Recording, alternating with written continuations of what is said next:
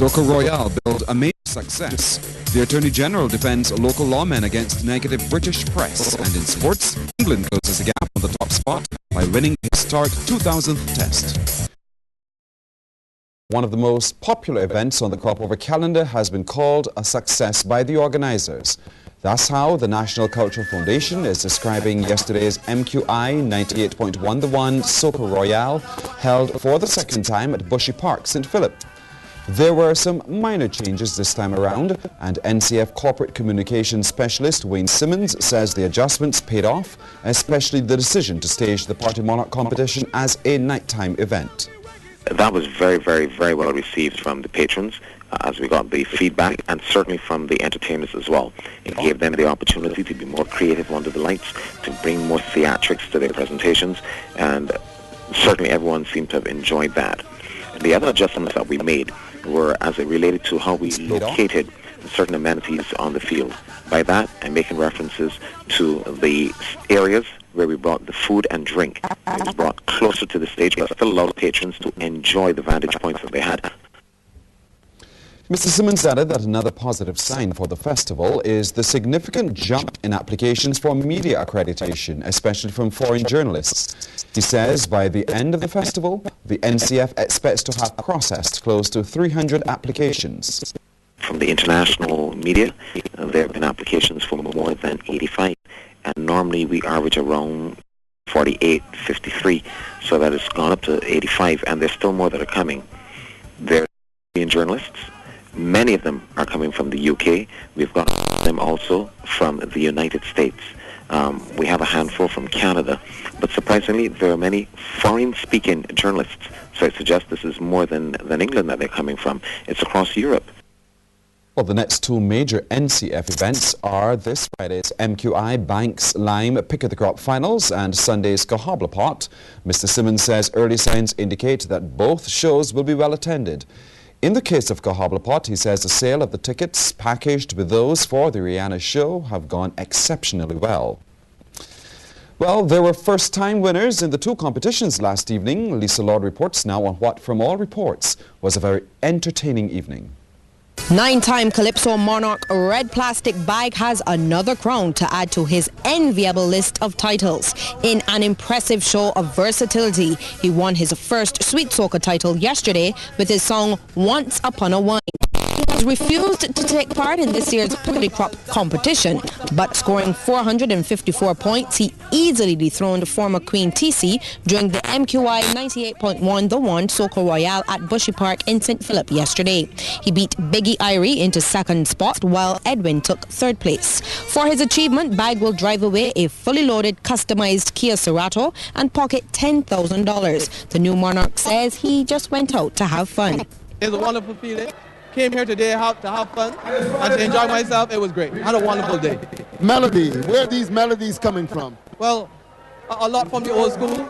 I'm not doing anything different in terms of the music, but it's the vibe, the whine and wail and shake your tail and jump around and thump, kind of young, you know. But great arrangement by Nicholas Branca, and I want to thank him for that. The first for the competition, Mikey Mercer walked away with the Party Monarch title after placing second in the competition over the past 3 years. His victory this time around left him lost for words. How does it feel to be the new Party Monarch? Blessed, really. I don't know what to say. Whoa. And this was highly anticipated. I mean, you had the crowd rocking, you had a good song. I told them tonight that it was unfortunate that they used your staffs to do a lot of their work. You brought them out, and it did you well in the end. No problem. It's a good feeling coming from 3 second places. The Party Monarch over the years. And he made full use of the nighttime conditions. It gave me a chance to experiment some more with some effects, some more visuals, and try to make the performance a lot more dynamic. Some of the stuff that we could not do during the day that would not be effective. Well, crowd favourite Lil Rick, who has been going by the name Ricky Minaj this season, had to settle for second spot in the Party Monarch competition. He says even though several of the enhancements to his performance didn't work, he was pleased with what he did, even bringing an illusionist on stage. Lil Rick says the staging of the competition at night, while nice, doesn't make a difference to him. It's the first night time, and it seems like every song a firework was going off because it was nighttime, even if it have something to do with the song or not. And I don't know if that's the way that it will go for the rest of the years, if we will have a firework party monarch, you know, but it's all good. And, you know, nighttime ain't nothing to me. I would do it night, day, midday, 4 a.m. morning, anything. It doesn't matter. Edwin took the third spot and 10 while defending Monarch Blood placed fourth. Lisa Lord, CBC News. The police say the 15,000-strong audience at Bushy Park was well behaved. According to Public Relations Officer Inspector David Welch, commanders on the ground said there were just a few minor incidents and no arrests were made. He said motorists fully cooperated with the officers and traffic flowed well despite some delays caused by the number of people trying to enter and exit the facility. Inspector Welch also commended the other security personnel who worked alongside the police to maintain order. He says it's a testament to the strong partnerships that exist. And with one more week left to the climax of the festival, the senior officer is encouraging Barbadians to continue their good behavior. Kadooment band leaders are working overtime to be ready for their big day. However, as Lisa Broom now reports, securing sponsorship has again proved to be a challenge for some. The band leaders have identified taxing, subventions and sponsorship as the major problems this year. CBC News caught up with 4 of the veterans as they prepared for Kadooment in just under 2 weeks. Band leader Gwyneth Squires says the increase in VAT is an added burden in a time that money is not easy to come by. Getting sponsorship right now is very, very low. We had, I have about 3 or 4 sponsors, but to add up the money, it can't add up. Reggie Cave says tax is not really a problem for him due to the small size of his band, but businesses need to recognize the economic power of the festival. With Crop-Over, we bring a number of tourists into the island. Obviously, they will bring revenue into the island. And their business also get a boost. So they need to put something back into it. We need to build the festival. I think if they do that, we won't have the serious problems that we are having right now. All right. I don't think enough people, enough merchants, businesses out there are really aware of the real potential of the Crop-Over Festival, how it can generate revenue, boost tourism. I don't think they are aware of it. Betty West says sponsorship has been tough again this year, but it's happening. She says she knows her subvention will be taken by VAT. Kadooment both for the mass makers and also the Calypsonian, I think VAT should be void where that is concerned because all of us are suffering. People think we earn a big set of money out of this, but we don't. A lot of us, especially myself, I could speak for myself, is in it for the lack of the culture and because I love design and creating and whatnot. Echoing the same as the others, Trevor Chase suggests that band leaders should receive duty-free concessions on imported materials. He adds it is hard for bands competing for the same sponsorship as the NCF. When you go to certain of the sponsors, you will hear, well, we are sponsoring an event for the culture, Natural Cultural Foundation. So obviously if they're putting that money there, they can't look at your sponsorship because there's only so much finance to go around these times. So again, if the NCF is going to get the bulk of the sponsorship, I think they need to take care of the bands more, that the prize money, the incentives will be more attractive. Lisa Broom, CBC News. Attorney General Adriel Brathwaite has defended the Royal Barbados Police Force efforts to deal with crime against visitors. Speaking at the opening of a regional workshop on supporting victims of sexual abuse, the Attorney General made it clear that incidents of crime involving visitors are given the highest priority. That workshop is being conducted by senior officers from the UK.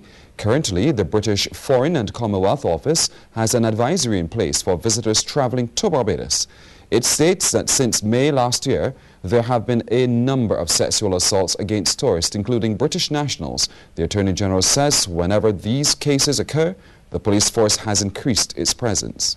In the UK, the Deputy Commissioner suggested that they would automatically have issued some kind of a warning within 24 hours or within 48 hours. I can tell you that in the particular cases that we were looking at, that in fact that we spent hundreds of man hours in terms of having officers on ground. We had an increased presence on the ground. Overtime was not a consideration. We were spending a tremendous amount of time and effort to ensure that, in fact, that those matters were addressed. The Attorney General also dismissed accusations made in the British press that not all crimes against visitors in Barbados are reported. It is untrue for anyone in the media to suggest that there's an underreporting of crime in Barbados. We have no fear of disclosure of the truth.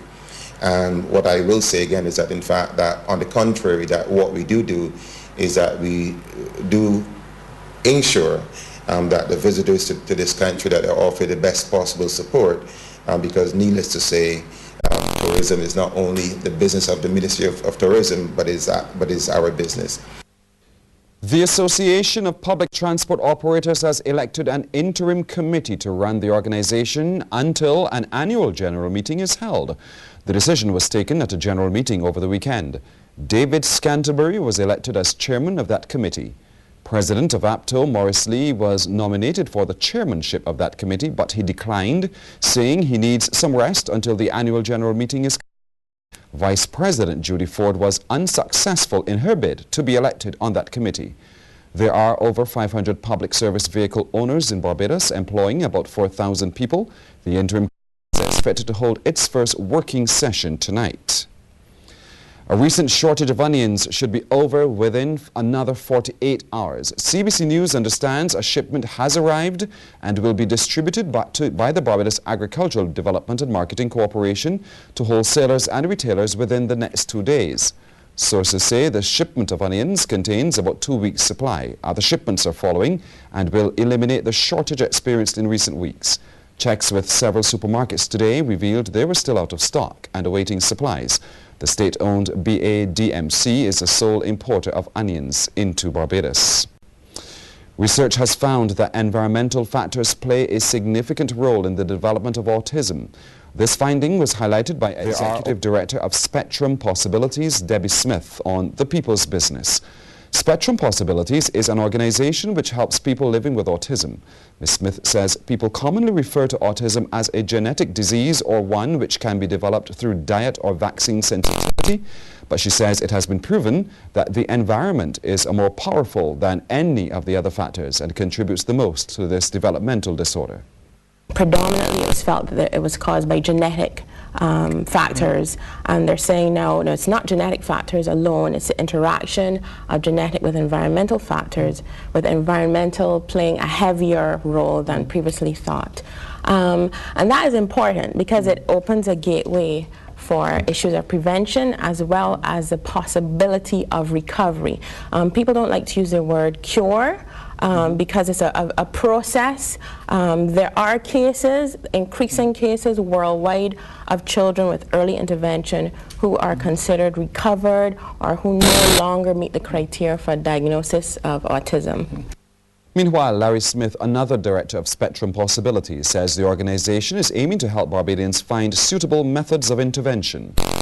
Our goal is that people with autism is just not something that you're laid up, there's nothing you can do. We actually feel that you have this potential that can be maximized with the right interventions, the right treatment modalities, the right protocols being followed, the right diet, supplementation, all those things that our children, or both young ones as well as adolescents, even adults, can have a better quality of life.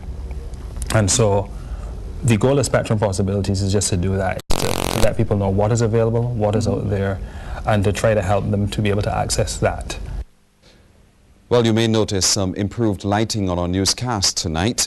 It's the result of training which has been conducted for 3 CBC lighting technicians recently in a course in practical and theoretical lighting done in partnership with the Commonwealth Broadcasting Association and the Canadian Broadcasting Corporation.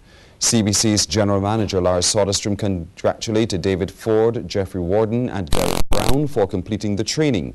He also thanked CBA Project Manager Adam Weatherhead and Technical Instructor of the Canadian Broadcasting Corporation Brad Dixon.